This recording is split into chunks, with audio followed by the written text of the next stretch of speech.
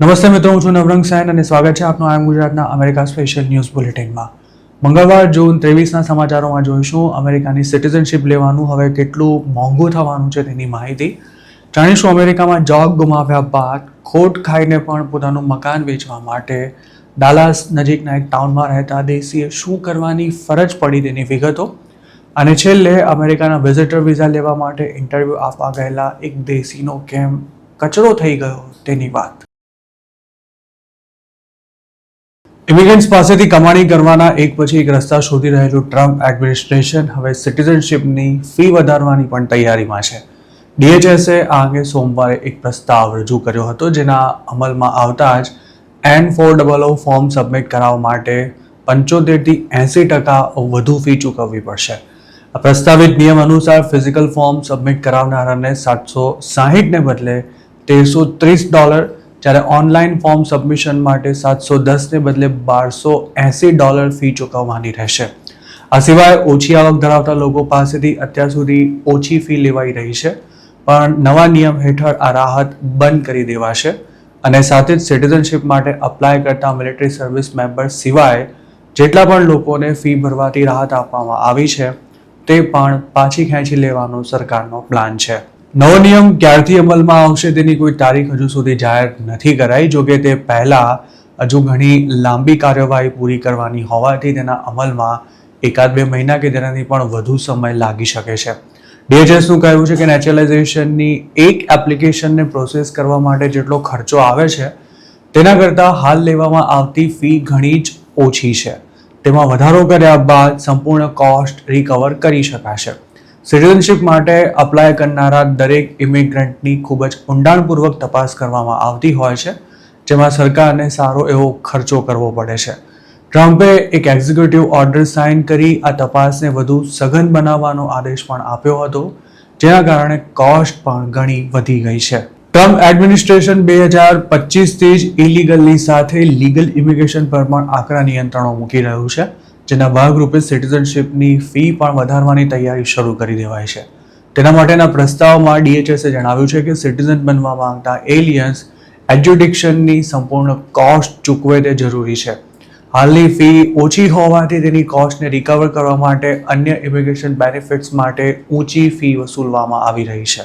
December 2016માં નેચરલાઇઝેશનની fee $595થી વધારીને $640 કરવામાં આવી હતી અને બાયોમેટ્રિક્સ માટે $85 અલગથી ચૂકવવા પડતા હતા. ત્યારબાદ એપ્રિલ 2024માં ઓનલાઈન ફાઇલિંગની ફી $710, જ્યારે પેપર ફાઇલિંગ માટે $760 ફી લેવાતી હતી, જેમાં બાયોમેટ્રિક્સના ચાર્જ પણ સામેલ હતા. અમેરિકાની સિટીઝનશિપ લેવાની પ્રોસેસ ઘણી જ લાંબી છે. સિટીઝન બનતા પહેલા પરમેનન્ટ રેસિડેન્સી એટલે કે ગ્રીન કાર્ડ લેવું પડે છે. ગ્રીન કાર્ડ હોલ્ડર 5 વર્ષના સ્ટે દરમિયાન ઓછામાં ઓછા 30 મહિના અમેરિકામાં રહ્યા હોય તો જ તે નેચરલાઇઝેશન માટે અપ્લાય કરી શકે છે. તેવી જ રીતે US સિટીઝન સાથે લગ્ન કરનાર 3 વર્ષ બાદ સિટીઝનશિપ માટે અપ્લાય કરી શકે છે, પણ તેના માટે આ ગાળા દરમિયાન ઓછામાં ઓછા 1.5 વર્ષ સુધી અમેરિકામાં સ્ટે કર્યો હોય તે જરૂરી છે. જે USCIS ડિસ્ટ્રિક્ટમાં N400 સબમિટ કરવામાં આવ્યું હોય ત્યાં એપ્લિકન્ટ 3 મહિનાથી રહેતો હોય તે પણ ફરજિયાત છે. સિટીઝન બનવા માટે પરીક્ષા પણ આપવી પડે છે, જે કોઈ ખાસ અઘરી નથી હોતી, તેમજ બેસિક ઇંગ્લિશનું નોલેજ હોવું પણ જરૂરી છે. જોકે હાલની સરકારે નેચરલાઇઝેશનના ધારાધોરણો ખૂબ જ કડક બનાવી દેતા ગુડ મોરલ કેરેક્ટર પર ખાસ ભાર મૂકવામાં આવી રહ્યો છે. સિટીઝનશિપ માટે અપ્લાય કરનારા એલિયને જો નાનો સરખો પણ ગુનો કર્યો હોય તો પણ તેની એપ્લિકેશનને 2-3 વર્ષ માટે હોલ્ડ પર મૂકવામાં આવી શકે છે. હવે તો ગ્રીન કાર્ડ રિન્યૂ કરવાની શરતો પણ સિટીઝનશિપ આપવા જેટલી જ કડક બનાવી દેવામાં આવી છે, જેના કારણે ઘણા દેશીઓ મોટી પ્રોબ્લેમમાં આવી ગયા છે, કારણ કે અત્યાર સુધી ગ્રીન કાર્ડના રિન્યુઅલ માટે કોઈ ખાસ તપાસ કરાતી જ નહોતી. આ ઉપરાંત મેરેજ ગ્રીન કાર્ડમાં થતા ફ્રોડને રોકવા માટે પણ પતિ પત્ની માટે સાથે રહેવું ફરજિયાત બનાવી દેવામાં આવ્યું છે. અને જો સિટીઝનશિપ મળતા પહેલા જ ડિવોર્સ થઈ ગયા હોય કે પછી કપલ સાથે ના રહેતું હોય તો તેમના માટે અમેરિકન પાસપોર્ટ મેળવવો પણ હવે ઘણો મુશ્કેલ છે. જે લોકોએ જૂઠું બોલીને કે પછી ખોટી માહિતી અથવા ડોક્યુમેન્ટ્સ આપીને સિટીઝનશિપ મેળવી છે તેમના પર પણ હવે ટ્રમ્પ સરકાર તવાઈ બોલાવી રહી છે. શું અમેરિકામાં રહેતા ઇન્ડિયન્સના હવે એવા દિવસો આવી ગયા છે કે તેમને પોતાનો ધર્મ છુપાવવાની સાથે સાથે ઘરમાંથી ભગવાનના ફોટા અને મૂર્તિઓ પણ હટાવવા પડી રહ્યા છે?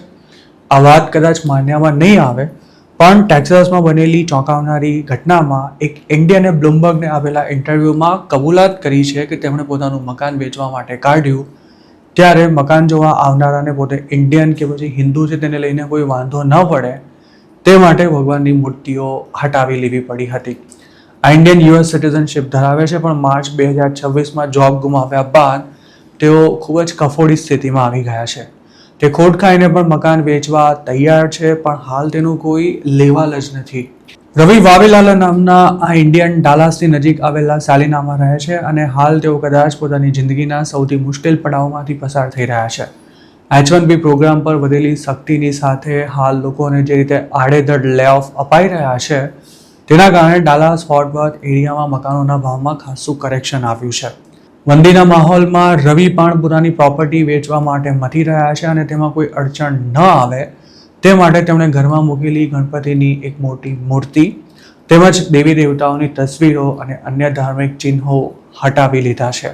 રવિએ બ્લુમબર્ગ સાથે વાત કરતા જણાવ્યું હતું કે હાલ માર્કેટ સાવ ઠંડુ છે અને પ્રોપર્ટી વેચવી હોય તો દરેક પ્રકારના બાયર્સને આકર્ષવા જરૂરી છે. ખાસા સમય સુધી પ્રોપર્ટીનો સોદો ન થતાં રવિ વાવીલાલાને એ વાતનો અહેસાસ થયો હતો કે તેમણે પોતાના ઘરને અમેરિકન લુક આપવો પડશે. તેમણે ગણપતિની મોટી મૂર્તિ ઉપરાંત તમામ દેવી દેવતાના ફોટા હટાવી દઈ તેમને સ્ટોરેજ રૂમમાં મુકાવી દીધા છે. રવિએ શરૂઆતમાં પોતાની પ્રોપર્ટીનો ભાવ $1 મિલિયન મૂક્યો હતો, પણ કોઈ બાયર ન મળતા તેમણે કિંમત ઘટાડીને $8,73,000 કરી નાખી હતી. તેમણે આ ઘર જેટલી કિંમતમાં ખરીદ્યું હતું તેનાથી ઓછી પ્રાઇસ હાલ તેઓ માંગી રહ્યા છે, પણ તેમ છતાંય તેનું વેચાણ નથી થઈ રહ્યું. રવિનું કહેવું છે કે શરૂઆતમાં જે લોકો મકાન જોવા માટે આવતા હતા તે 2-5 મિનિટમાં જ રવાના થઈ જતા. લોકોનો આ એટીટ્યુડ જોઈ તે પોતે પણ સરપ્રાઇઝડ હતા. તેવામાં તેમણે એક બ્રોકરનો કોન્ટેક્ટ કર્યો હતો જેણે એવી સલાહ આપી હતી કે તમારા ઘરમાં ભગવાનની મૂર્તિઓ અને ફોટા કંઈક વધારે પડતા જ છે. સાથે જ બીજો ઘણો પર્સનલ સામાન પણ પડ્યો હોવાથી લોકોને પ્રોપર્ટીમાં રસ નથી પડતો. રવિ પોતે પણ આ વાતથી સહમત થયા અને તેમણે તુરંત જ આ તમામ સામાનને હટાવી દીધો. હાલ તેઓ ખોટ ખાઈને પણ મકાન વેચવા માટે તૈયાર બેઠા છે, પણ હજુ સુધી તેમને કોઈ બાયર નથી મળ્યો. 20 વર્ષ પહેલા H1B પર અમેરિકા પહોંચેલા આ ઇન્ડિયન યુએસ સિટીઝનશિપ ધરાવે છે. તેમણે 2023માં મકાન $8.95 લાખ ખરીદ્યું હતું. હાલ તેમને કિડનીનું કેન્સર છે જે સ્ટેજ 4માં પહોંચી ચૂક્યું છે. માર્ચ 2026માં જ તેમને પોતાની જોબ ગુમાવવી પડી હતી. તેમની સાથે સાથે ટીમમાં જે 80 લોકો હતા તેમને પણ એક ઝાટકે જ રવાના કરી દેવાયા હતા. જોબ ગુમાવ્યા બાદ રવિએ મકાન વેચવા કાઢ્યું હતું જે હજુ સુધી વેચાય વિનાનું જ પડ્યું છે. રવિની જેમ ટેક્સાસમાં રહેતા બીજા ઘણા ઇન્ડિયન્સ હાલ નોકરી ધંધાના ઠેકાણા ન હોવાથી મકાનના હપ્તા ભરી શકે તેમ નથી. તેમને પોતાની પ્રોપર્ટી વેચી દેવી છે, પરંતુ જે કિંમત તેઓ માંગી રહ્યા છે તે ચૂકવવા માટે કોઈ તૈયાર નથી. છેલ્લા 10 વર્ષમાં ડાલાસની આસપાસના ટાઉન્સમાં મકાનોની કિંમતમાં જબરજસ્ત ઉછાળો આવ્યો હતો. H1B પર જે ઇન્ડિયન્સ અહીં નોકરી કરવા માટે આવતા હતા તેઓ પોતાને અમેરિકામાં જ રહેવાનું છે તેવું માનીને મકાન ખરીદી લેતા હતા. ડિમાન્ડની સામે સપ્લાય ખૂબ જ ઓછો હોવાથી મકાનોની કિંમત આસમાને પહોંચી ગઈ હતી. પ્રોપર્ટીમાં ઇન્વેસ્ટ કરી કમાણી કરી લેવાના હેતુથી કોવિડ પછી તો કેટલાક ઇન્ડિયન્સ પાર્ટનરશિપમાં પણ મકાનો ખરીદી લેતા હતા, પણ હવે આ તમામ લોકો ચારે બાજુથી બરાબરના ફસાયા છે. ટેક્સાસમાં હાલ H1B વાળા જોબ ટકાવી રાખવા કે પછી શોધવા માટે લિટરલી સંઘર્ષ કરી રહ્યા છે, જ્યારે બીજી તરફ ઇન્ડિયન સામે હાલ જે નફરત ફેલાવાઈ રહી છે તેના કારણે સ્થાનિક લોકો ઇન્ડિયન્સની પ્રોપર્ટી ખરીદવાનું પણ ટાળી રહ્યા છે. અમે જે ભાવ પર આ પ્રોપર્ટીઝ જે તે સમયે ખરીદવામાં આવી હતી તે એટલો ઊંચો હતો કે હાલની સ્થિતિ પ્રમાણે આટલી કિંમત મળવાના કોઈ ચાન્સ જ નથી. જોકે ખોટ ખાવાની તૈયારી હોવા છતાં પણ લોકોની પ્રોપર્ટી નથી વેચાઈ રહી. અમેરિકાના વિઝા લેવા માટે પોપટની જેમ બધા સવાલોના જવાબ ગોખીને જતા અમુક લોકોનો ક્યારેક સાવ કચરો થઈ જતો હોય છે. આવો જ એક બનાવ તાજેતરમાં દિલ્હી એમ્બેસીમાં બન્યો છે, જ્યાં એક દેશીએ પોતાને ફૂટબોલ વર્લ્ડ કપની ફાઇનલ જોવા માટે અમેરિકા જવું છે તેવી વાર્તા કરી હતી. જોકે હોશિયાર વિઝા ઓફિસરે આ દેશીને એવો સવાલ કર્યો હતો કે તમે ગઈકાલની મેચ જોઈ હતી? આ અણધાર્યો સવાલ સાંભળતા જ આ દેશી ભોંઠો પડ્યો હતો. કયા કયા દેશોની મેચ હતી તેની જ કોઈ માહિતી ન હોવાથી હા પાડીને પણ વધારે ફસાવાય તેમ હતું. આખરે પોતે ગઈકાલની મેચ નથી જોઈ તેવું જણાવીને તે નેક્સ્ટ ક્વેશ્ચનની રાહ જોઈ રહ્યો હતો, પણ વિઝા ઓફિસરે તેની ચોરી પકડી લીધી હતી. વિઝા ઓફિસરે બીજો સવાલ એવો પૂછ્યો હતો કે તમે અત્યાર સુધી ફૂટબોલ વર્લ્ડ કપની કઈ કઈ મેચો જોઈ છે? તેના જવાબમાં પણ આ દેશીએ પોતે એકેય મેચ નથી જોઈ તેવી કબૂલાત કરતા તેને પાસપોર્ટ પકડાવીને રવાના કરી દેવામાં આવ્યો હતો. ફૂટબોલમાં કશી જ ગતાગમ ન પડતી હોવા છતાંય ફાઇનલ જોવા માટે અમેરિકા જવું છે તેવી વાર્તા કરનારો આ દેશી ક્યાંનો હતો તે નથી જાણી શકાયું, પણ તેની પાછળ ઇન્ટરવ્યૂ માટે લાઇનમાં ઊભા રહેલા એક શખ્સે આ કિસ્સો રેડિટ પર શેર કર્યો છે. તેની સાથે સાથે તેણે બીજા પણ એવા અમુક કિસ્સા જણાવ્યા છે કે જેમાં અટપટા સવાલો પૂછ્યા બાદ લોકોને વિઝિટર વિઝા આપવાનો ઇનકાર કરી દેવામાં આવ્યો હોય. આવા જ બીજા એક કેસમાં એક વિઝા એપ્લિકન્ટે પોતાના ટ્રાવેલ પ્લાનની માહિતી આપતા 3 દિવસ ન્યુયોર્કમાં અને 4 દિવસ શિકાગોમાં રોકાવાનું છે તેવું જણાવ્યું હતું. વિઝા ઓફિસરે તેને એવો સવાલ કર્યો હતો કે તમે ન્યુયોર્કને જ કેમ પસંદ કર્યું? તેના જવાબમાં આ અકલના ઉથમીરે એવું કહ્યું હતું કે ન્યુયોર્ક ફેમસ હોવાથી પોતે ત્યાં જવા માંગે છે. આ જવાબ સાંભળીને જ તેની એપ્લિકેશન પણ રિજેક્ટ કરી દેવાઈ હતી. ત્રીજો એક કેસ તો આ બધા કરતાં પણ જોરદાર હતો, જેમાં એપ્લિકન્ટ 4થી વાર ઇન્ટરવ્યૂ આપવા માટે આવ્યો હતો. જોકે તેનું ફોર્મ ચેક કર્યા બાદ એકાદ બે સવાલ પૂછી વિઝા ઓફિસરે તેને મોઢે જ કહી દીધું હતું કે જો તમારે એકના એક જવાબો આપવા હોય તો હવે પછી વિઝા માટે અપ્લાય ના કરશો.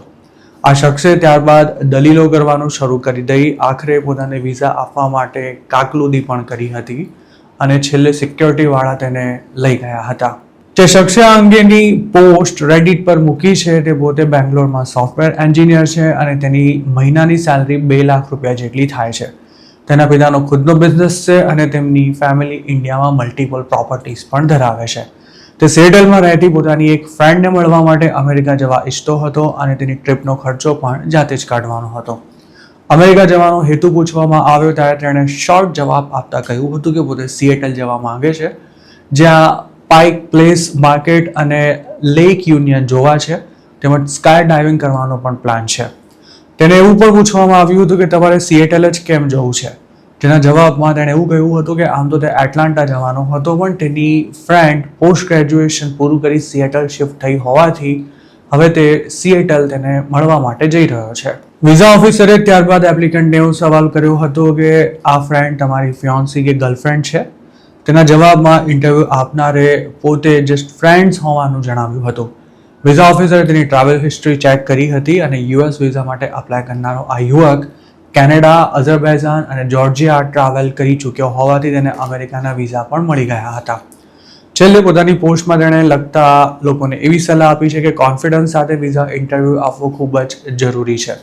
જવાબો આપતી વખતે નોર્મલ રહેવું, પ્રામાણિકતાથી જવાબ આપવા અને અમેરિકા જવાનો વધારે પડતો ઉત્સાહ ન બતાવો તો વિઝા મળવાના ચાન્સ ઘણા જ વધી જાય છે.